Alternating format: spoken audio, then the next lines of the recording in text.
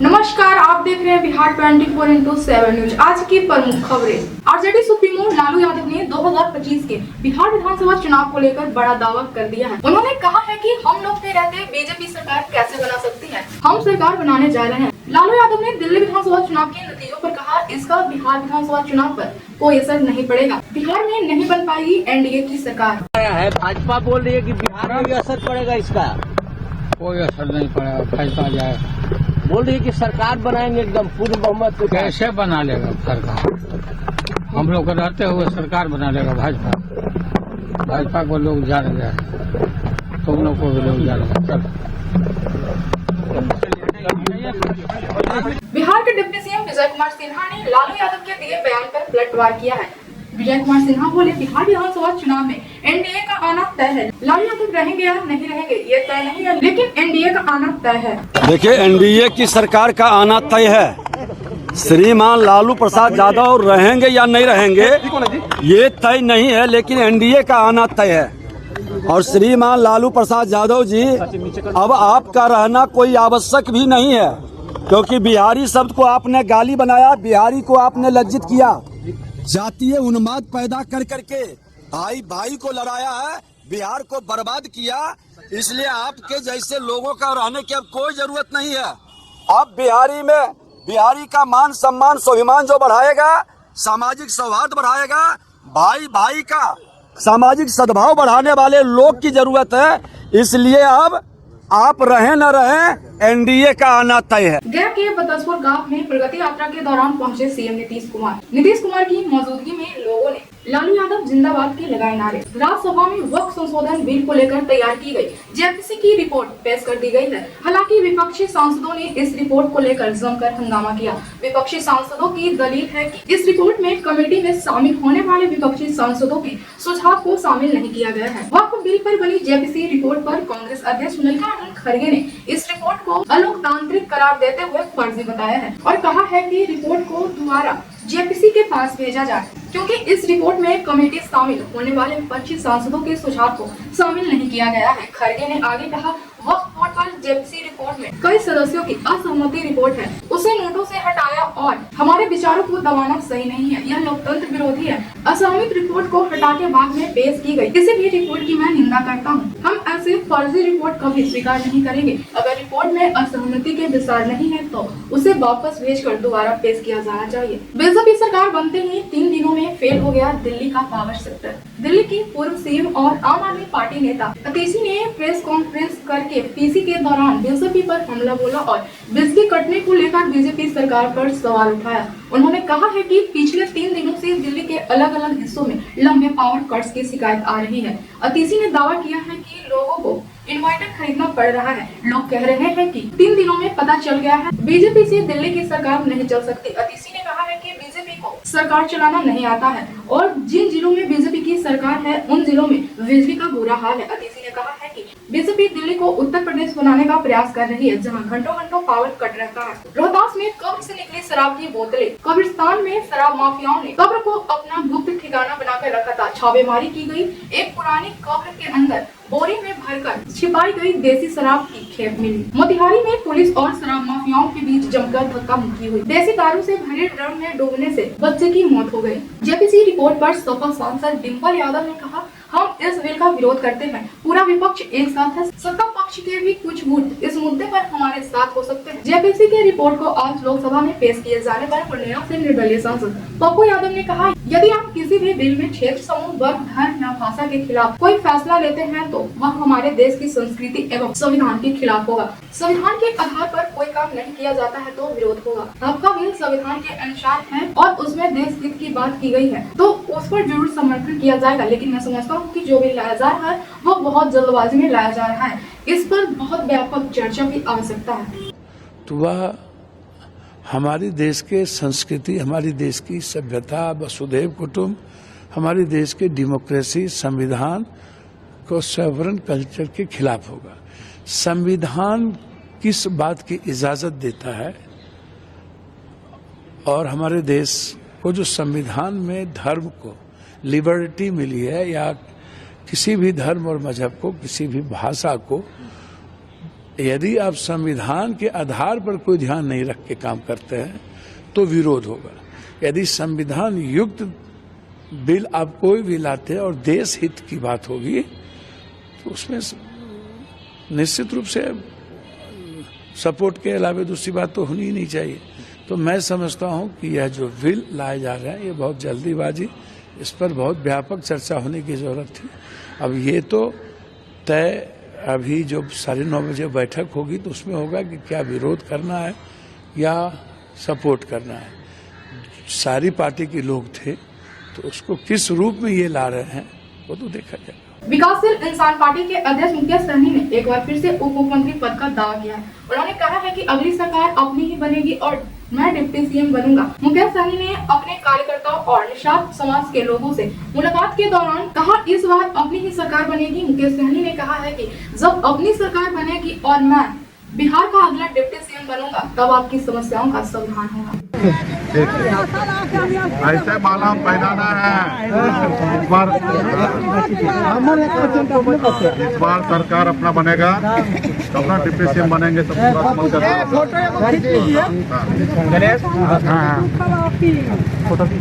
दुख दर्द सब दूर होगा। हमने तो पानी उन्हें पिए अपना सरकार बनेगा सब समस्या दूर होगा। आम आदमी पार्टी के सांसद संजय सिंह ने कहा, मैं जेपीसी का मेंबर था और बहुत अफसोस की बात है कि विपक्ष के नेताओं ने जो अपना विरोध दर्ज कराया उनका विरोध भी शामिल नहीं किया गया। लोकतंत्र में अलग अलग पार्टियों को अपनी राय देने का हक है, इतिहास हमें माफ नहीं करेगा। वे आगे गुरुद्वारा, मंदिर और चर्च की जमीनों पर कब्जा करने का बिल लाएंगे। भाजपा सांसद रविशंकर प्रसाद ने कहा, विपक्ष के लोगों को मैं विनम्रता से कहना चाहता हूं कि आप अपनी बात रख सकते हैं, लेकिन आपकी बात मानी ही जाए ये जरूरी नहीं है। अगर आपको अपनी बात मनवानी है तो जनता से वोट लेकर बहुमत में आए। इस सच्चाई से अनदेखा नहीं किया जा सकता है कि कई जगह वक्फ की जमीन पर मॉल और बाजार बने हुए हैं।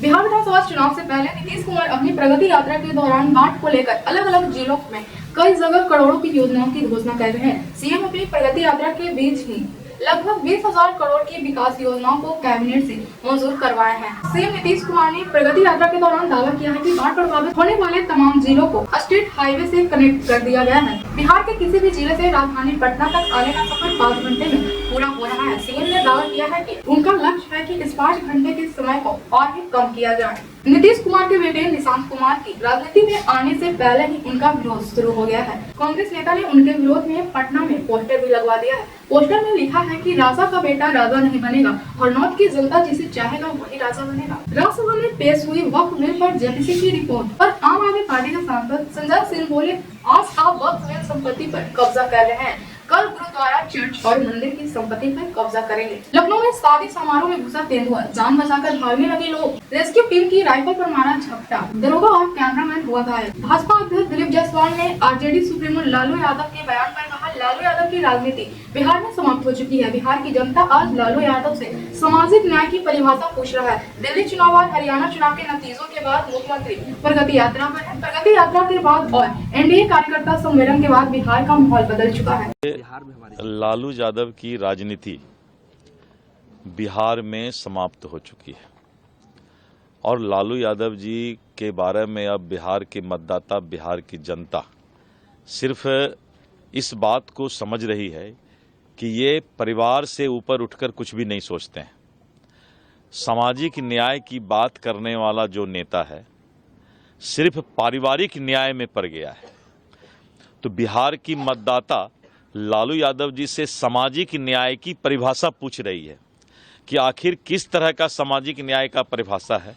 इस बात को बताने का पहले लालू यादव काम करें।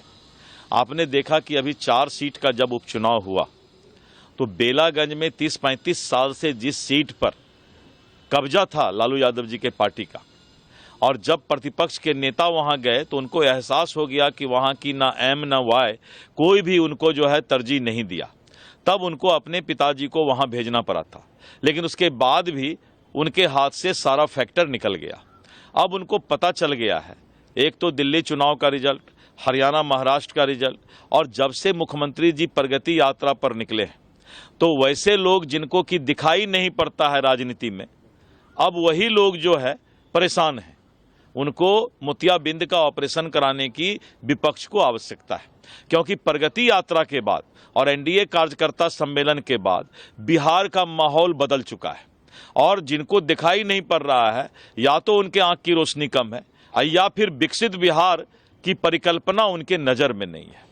विजय कुमार सिन्हा ने कहा, लालू यादव अंतिम पायदान पर खड़े हैं। उनका सपना उनके बेटे को मुख्यमंत्री बनाने का था, जो अधूरा रह गया। लालू यादव रहे या ना रहे, लेकिन बिहार की जनता फैसला कर चुकी है कि इस बार बिहार में एनडीए की सरकार बनेगी। प्रधानमंत्री मोदी और नीतीश कुमार के नेतृत्व में विकसित बिहार बनेगा। बीजेपी सरकार नहीं बनेगी, कैसे बयान करेंगे? देखिए, एनडीए की सरकार का आना तय है। श्रीमान लालू प्रसाद यादव रहेंगे या नहीं रहेंगे ये तय नहीं है, लेकिन एनडीए का आना तय है। और श्रीमान लालू प्रसाद यादव जी, अब आपका रहना कोई आवश्यक भी नहीं है, क्योंकि बिहारी शब्द को आपने गाली बनाया, बिहारी को आपने लज्जित किया, जातीय उन्माद पैदा कर करके भाई भाई को लड़ाया है, बिहार को बर्बाद किया। इसलिए आपके जैसे लोगों का रहने की अब कोई जरूरत नहीं है। अब बिहारी का मान सम्मान स्वाभिमान जो बढ़ाएगा, सामाजिक सौहार्द बढ़ाएगा, भाई भाई का सामाजिक सद्भाव बढ़ाने वाले लोग की जरूरत है। इसलिए अब आप रहें न रहें, एनडीए का आना तय है। शिवसेना युवती नेता आदित्य ठाकरे ने कहा, दिल्ली में पिछले 10 सालों में आम आदमी पार्टी ने जो काम किया है वह सारी जनता जानती है। हम सभी पार्टियों को यह सोचना जरूरी है कि हमारा अगला कदम क्या होगा, क्योंकि हमारे देश का लोकतंत्र अब स्वतंत्र और निष्पक्ष नहीं रहा।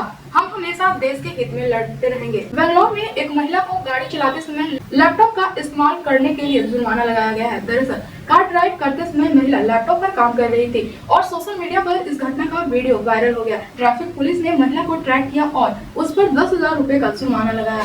प्रयागराज महाकुंभ में एक बार फिर से आग लग गई है। मेला क्षेत्र के सेक्टर 6 के एक सिविल में आग लगी है। राहत की बात यह रही कि इस घटना में किसी की कोई जान हानि नहीं हुई। आग के कारण का पता लगाया जा रहा है। केंद्रीय मंत्री चिराग पासवान ने कहा, हमारी पार्टी ने हमेशा यह चिंता जताई है कि वक्त से जुड़े हर हितधारकों को अपनी बात रखने का मौका मिले। जेपीसी कमेटी ने देश भर में जगह जगह जाकर हितधारकों की बात सुनी। बिहार में भी कमेटी पहुंची और हितधारकों से बात की। सभी की बात करके रिपोर्ट तैयार की गई है। अब इस पर सदन में चर्चा होगी और आगे निर्णय लिया जाएगा।